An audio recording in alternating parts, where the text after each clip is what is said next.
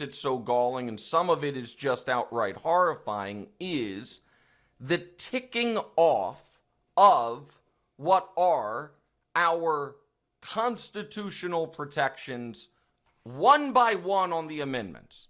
So if I may just do a bit of a civics lesson, I guess, the First Amendment, which is about, among other things, freedom of the press, freedom of speech, and freedom to protest and peaceably assemble.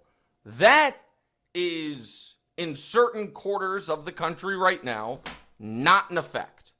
The press are getting smoke bombed and gassed, just like the protesters on the sidewalk, and we have federal agents saying to people, raise your voice and I will erase your voice. So First Amendment, it really not actually in effect in certain quadrants of the country right now.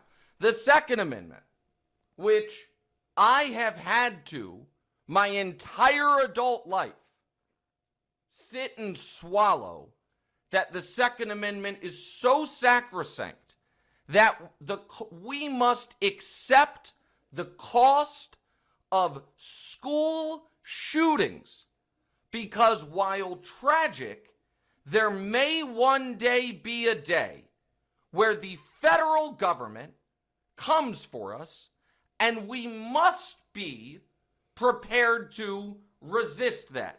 Now, forget what I believe to be some logical fallacies in that, but that has been the gist of the argument.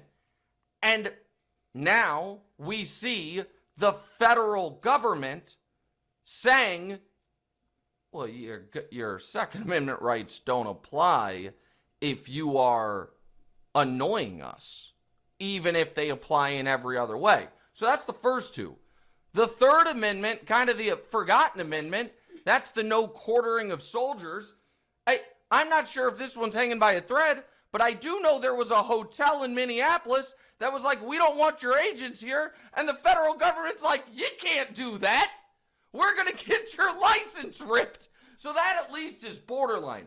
Obviously, Fourth Amendment, no illegal search and seizure, that don't apply at all anymore. Show me your papers. Fifth Amendment, and by the way, we don't really need a signed judicial warrant to come into your house.